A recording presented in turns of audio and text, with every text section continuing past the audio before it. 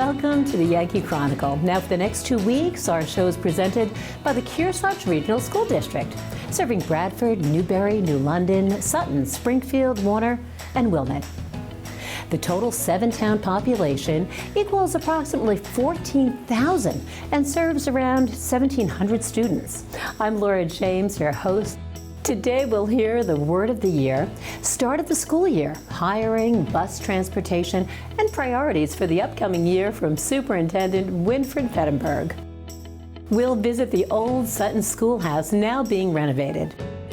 Ben Barton of Barton Insurance Agency will review some considerations if you have a property that's used for short-term rentals and more. And we'll close with Lisa Scolaro, the principal at Sutton Elementary, introducing plans for the Sutton Central and the district curriculum. Don't go away. We'll be right back after messages from underwriting businesses that keep YCN, your local view, coming to you.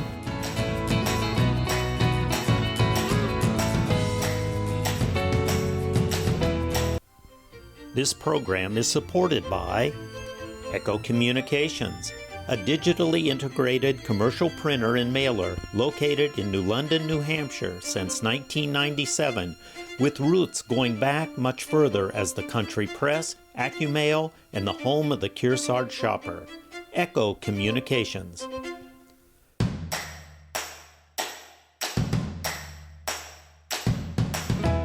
Well, welcome back to Yankee Chronicle. I'm Laura James and joined by a very special guest, Superintendent Winfried Feneberg. Welcome. Thank you for having me. Yeah, it's the start of the school year. Can you believe it? Yeah, it is. Yeah. So it comes quickly over the summer. Does, it really does. Yeah. So you've been busy.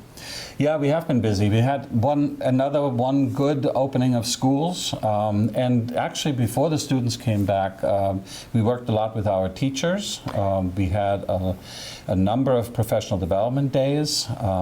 I should even go back further. This spring and this summer, we were able to hire all the teachers that we needed, and we had quite some turnover due to retirements and people moving away or finding other jobs in their careers. So we had over 25 openings for teachers. Superintendent, that's an accomplishment from what I understand. It's not been easy. It has become more difficult to recruit teachers. It's a challenging job, and it's really a difficult job to enter the profession in. But we were able to hire over 25 teachers. We are working very hard to support them and to onboard them, to welcome them to the district. Perfect. We still have openings for paraprofessionals and paraeducators. Can you tell our listeners and viewers exactly what is a paraeducator, a paraprofessional? Well, paraeducators are there to help students primarily, to work with them, oftentimes with special needs students, to support them in their classwork, help them with accommodations that they need, primarily in special education, but also we have Title I and other programs where paraeducators work and support the teacher and the students. And Superintendent, as you know, I'm a retired teacher from this wonderful district, and the paraeducators were so important and so significant. So if the people are interested, how can they, very quickly, how can they get in touch with the district? They can look at the district's website, or they can call the district or any of the schools. We will recruit everywhere and anybody that we can find. So we do have openings there. Obviously, bus drivers has been a shortage across the state and across the nation. We are not exempt from that. So the bus company that we contract with, they still need drivers. We had to shorten the offerings of different routes. So we had over 20 routes for kids to be collected in a big district that we are. Now we're down to 15. But you're making it work? We're making it work, and I have to say our parents and the kids are very understanding. It's a great community. They understand, and they're working with it. Now, I have to tell you, you've carried on a wonderful tradition. And can you tell everyone about that? It's the word of the year. Oh, the word of the year, yes. Yeah, what is it? I don't know what it is. Yeah, this is one of the special things that the superintendent in Kearsarge has the privilege of selecting every year. And quite frankly, it's always something that starting in February, March, April, I'm starting to think about what's the word. For 9 years you've been doing yes. this, yes. And we want to, I want to have a meaningful word that supports our mission, our vision, and the strategic goals that we have. So, we had a number of different words. My first one was joy, and that I think that hit the mark. Yes, it did. About 9 years ago. And this year's is courage. And, it was a deliberate choice because in my sense, it takes courage to be a teacher this day and age. It takes courage to stand in front of kids, to educate them, to represent what we think education is. It's part of the common good. It's something that was created in this country as a service to the citizens and to the youngest citizens that we have, really with the purpose of making them into good members of our communities. Right. And courage on behalf of the parents and the students, this post-COVID time has been challenging. Yeah, it has been challenging. But, we have wonderful teachers that we could hire, and certainly our kids are great citizens here, and I think it takes courage to be a student even this day and age. There's so many distractions, there's so many things that can interfere with education. Right.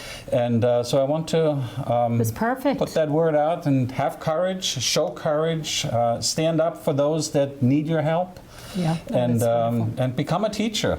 That's right, exactly. Possible. If you're so inclined, a second career too. Yeah. Now, something very near and dear to my heart, preschool.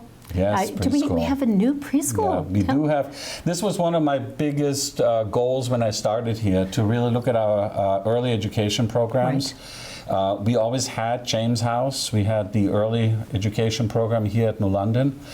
But it was always a long trip for people from Bradford, from Warner, even from Newbury or Springfield to come here and give their kids that early program and the help that they need in the 3- and 4-year-old range.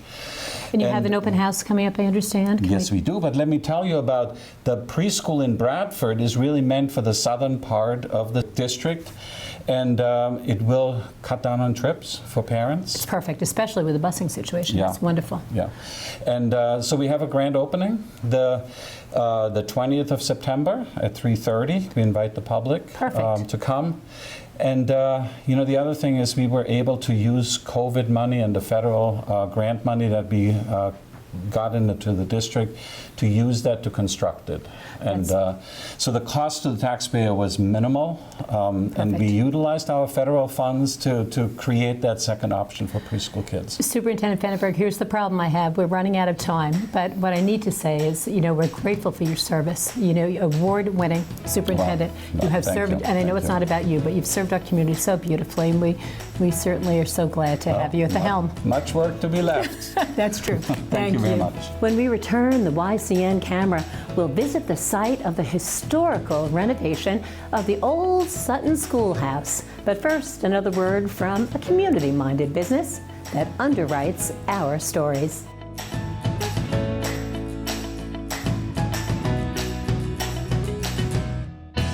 We are strong and we'll get through this together, but these are stressful times. Reach out to someone, connect with your friends, and know that you are not alone. Visit wearebroadcasters.com/hope, furnished by the National Association of Broadcasters and this station.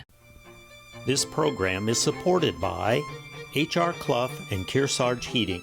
Their full-service model offers oil delivery, propane, motor fuels with design, installation, service, and maintenance of all types of oil, gas, and alternative energy systems, as well as air conditioning, water conditioning systems, and their highly trained and friendly staff will assist you throughout the process of buying, installing, and servicing a full line of energy products. H.R. Clough and Kearsarge Heating.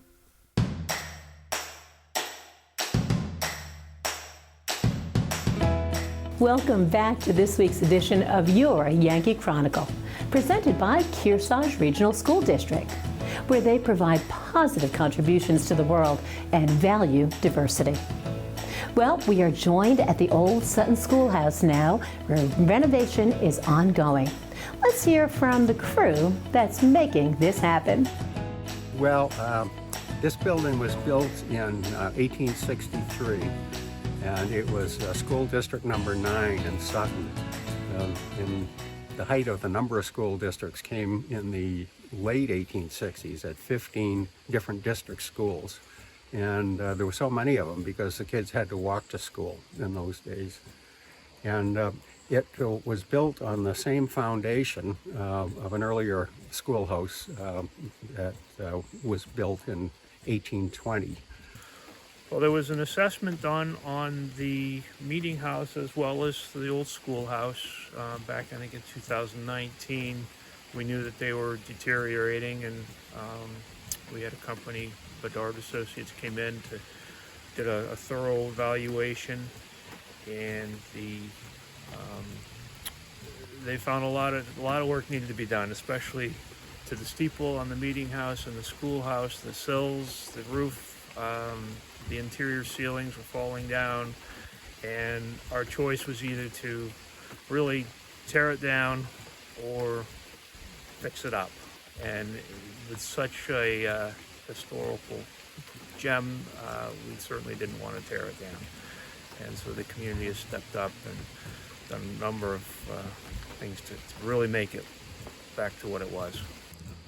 Dorothy Jeffries is the person who stepped up to apply for grants. We were able to get a number of different grants. Well, first one through the LCHIP, which is a state-funded grants service, and we were able to get $25,000 from them to put towards the restoration here.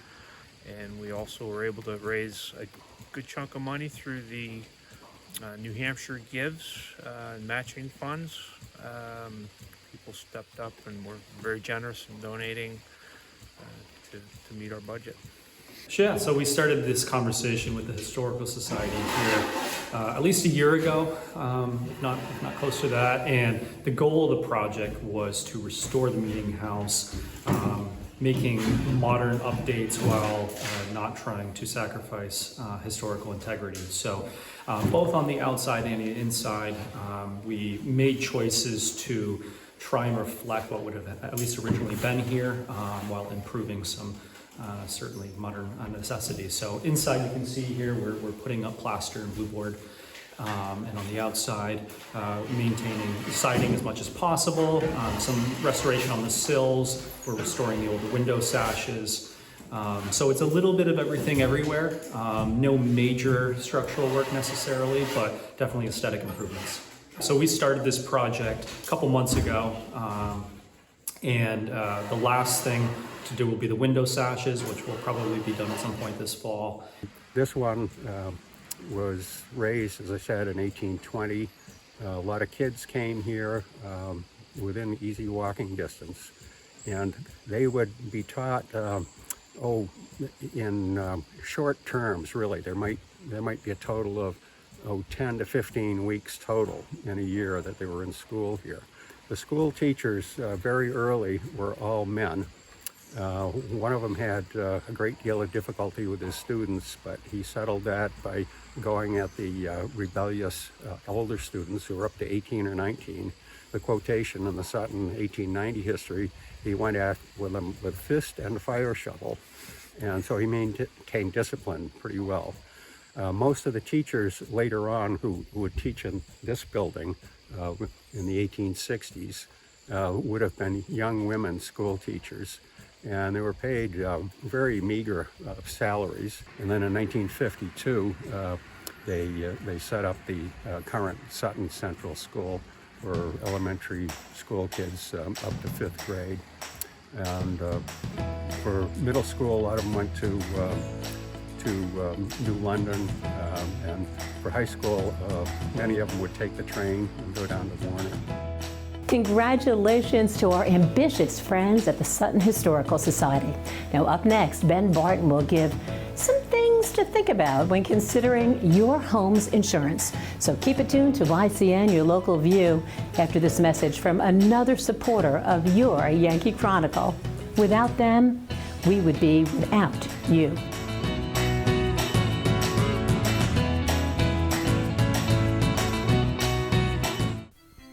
This program is supported by Main Street Bookends of Warner for books, toys, games, cards, gifts, and a gallery of local art. Main Street Bookends of Warner.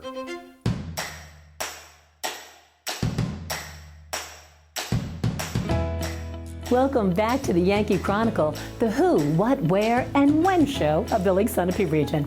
I'm your host, Laura James, and home ownership is the goal of many in our community. But once you own, the question is, how do I insure it? Well, tell us, Ben Barton of the Barton Insurance Agency. So that's called the reinsurance market. And what's happening in the country and worldwide is that because of the factors you just mentioned, the severe catastrophes of loss, you can remember very clearly Ian in Florida. They're still digging out. Companies are leaving that market because they just can't continue to lose money.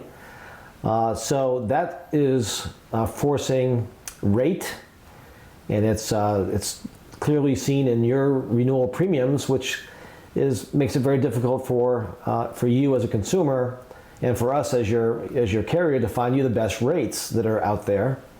We're entering into a hard market because carriers are now looking at taking on new business that has everything in place. They don't want risks that are outside the norm, and therefore it's harder to get a new business policy unless you, the consumer, have taken good care of your property, don't have a clean record of history of claims, and can present to the insurance company with a good risk scenario. So that's what we call a hard market, and it's having an effect on all of us right now. So we have to gauge that by the cycle that we're in. We see it in the pricing competitiveness of the individual carrier that we represent.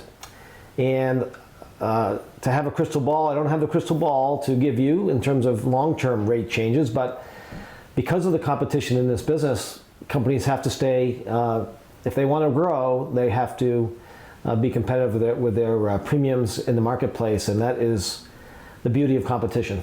You're doing business locally to get service. What we are finding from people that are coming in new to the agency right now who have been in the other channels, the direct writer channels, the State Farms, Allstates, the national carriers that you see on TV, Progressive, Geico, they're coming back here because they don't want to wait for service. They don't want to have a phone call that they're on hold for 20 minutes. They don't want to have the phone call that is not answered unless they're transferred to 4 different people. We find that to be driving people back to their local agency, and we're the benefactor of that, appreciatively. We really do appreciate the folks looking to their local agencies to provide them with service that we know about because we live here with you and we understand the challenges of being here. The model that we have here is based upon great service, and we pride ourselves on returning phone calls, on making sure that when you have a catastrophe at your home or auto, that comes first, and we stop doing what we're doing for sales and we handle that claims process immediately. So that's our model, and it seems to be working. So after many years of being in the insurance business and the local business here in New London and throughout the area, I'm really sensitized to focusing in on local business. I think that the local business option, whoever that is, hopefully it's the Barton Insurance Agency for you, it's critical that you support local business because the local businesses that I know are putting money back into our community for the benefit of our community. And there's no conceivable way in my mind, except for price, that you could possibly do better than working with a local agent who's making sure that your coverages are correctly written, that you understand how discounts are arrived at on the policy, so you're not giving away coverage on the other end. Because of inflation, things have changed a lot in terms of your cost of repairs and reconstruction Cost of vehicles is through the roof, as we all know. So you need the advice not just to find out the lowest price, but you need to find out how the coverages should be arranged properly. And that's what we bring to the table at the Barton Insurance Agency. Thank you so much, Ben. It is good to know where you can get the local information and products, and you know, local is the operative word. Now, to close out this week's show, we'll be visiting Lisa Scolaro. She's the principal of the Sutton Central School and the district's curriculum director. So stay tuned here on Yankee Chronicle for these words from those that make this show possible.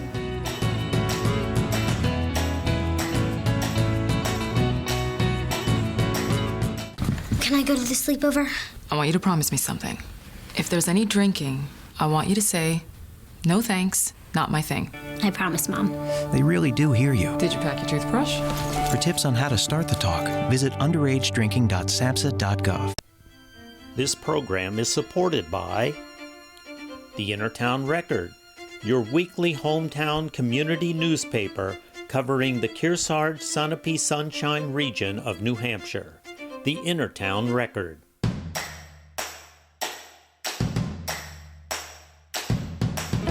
Well, welcome back to Yankee Chronicle. We have a very special guest. We have a new principal, Lisa Scolaro. Welcome. Thank you so much. Thank you for having me. Oh my gosh, it's so nice to have you here. So you're at Sutton Elementary School. Yes, correct. That is a beautiful spot. It is a wonderful school. And historic.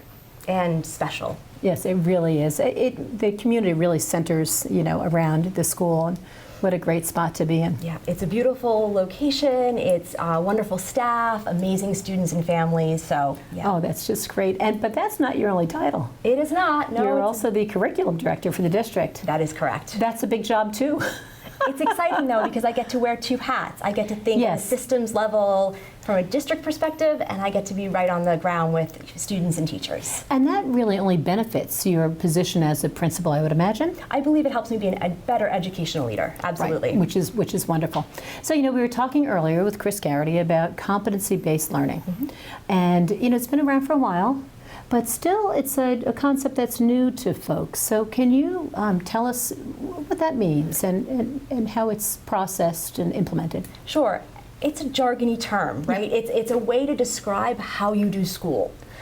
But simply, it's a commitment to some pillars that empower our learners to be decision makers in their education. It forces us to be creative in the pathways and to be flexible in when and how students do their work. It requires we think about feedback differently, and that when we're sharing with students how they're doing, we're giving them actionable feedback on really clear targets that they knew from the beginning. So you're not just picking up a piece of paper and putting an A or a C on it. You're saying, here are the skills you're working on and here's where you're at? Right, so as a parent, I can remember getting that piece of paper that says my daughter got a 13 out of 15 in multiplication. Okay, and I know she missed something, but where in multiplication did she fall down? As a caregiver, how do I support her? Even though she did test corrections in her classroom and she might have had an idea, in the model that we're talking about, that feedback is specific. You were working on 2 by 2 digit multiplication. That's the specific skill. Here's where you were successful. Here's where you're not yet, and now you can set your own goals as a learner in your next steps. So that's where the decision-making process as a student comes into play? As well as sometimes how we show our understanding. What is the best methodology or modality for me to share with you what I know as opposed to what I don't know? So how does that translate to the elementary level? Because that's a really big deal to say, Mrs. Scolaro, I'm not sure I know my times table, or I even understand the idea and concept behind multiplication. Do they communicate that? Yes, I think you have to remember that there's a developmental component to this. So it looks a little bit different at an elementary school. But we're also hardwired as elementary teachers to think in a problem-based manner, in a project-based way. We already have many of those practices in place. We have to teach our learners the right language. We have to give them the opportunities to slowly step into choice. But you can absolutely build that sense of autonomy, that sense of advocacy in our young learners. That's empowering for them. It absolutely is. Do you see that? Yes, I feel it as an adult. Why wouldn't a child feel the same way? Exactly. And how are the families and parents? Are they on board? Do they understand it? I think you're going to find that throughout Kearsarge, this is what we're shifting to and starting the conversation with our families. So at the elementary level this year, our teachers are starting to use language, these learning targets, with students and families. It's called, no secret teaching, right? We're going to be really transparent with you, what we want you to know and be able to do, and we're starting to use that language. So it's a subtle shift, a little bit at a time, bite size, how much can we tackle at one point? So we're not, some of this is already in play, some of it's going to roll out a little bit at a time. We're not changing everything we do. We are always improving our practice, and this is a part of that work. But it sounds like as part of your best practices, you're lifting the veil. We're lifting the veil, and we are putting the work in the hands of the learners, which is how you learn. Absolutely, and that's what. And as you said, we do it as an adult. Why not as a student? Okay, so what I need from you, as the curriculum director, what's the message that you want to send out to students and to families? I want us to recognize that just because it looks different than maybe how we learned it, that doesn't mean it has to be scary. And the language of CBE, competency-based education, doesn't actually matter. It's a term, but it allows us to have a conversation about what we're doing. And so don't be scared by the word competency-based education. Don't see it as throwing out all the good that we do. See it as us continuing to refine the work that we do in our classrooms, and a way to empower our learners to take charge in their education. I think that's a great theme for Halloween this year. Don't be scared. I mean, really, don't be afraid, because we throw around a lot of education terms, so how wonderful. That's a great message to end up on.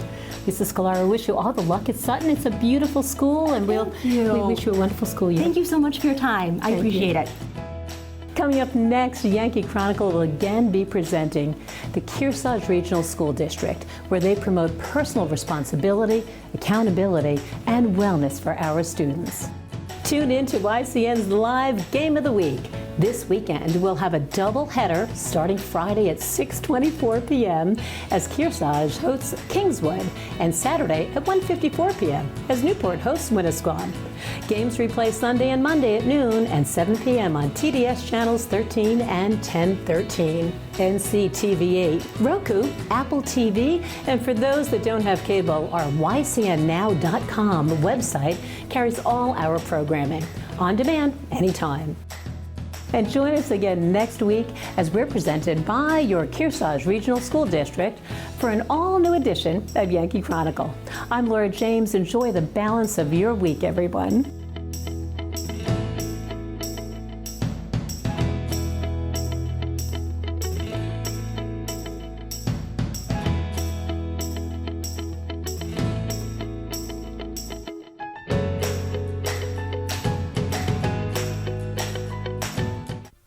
This program is supported by H.R. Clough and Kearsarge Heating.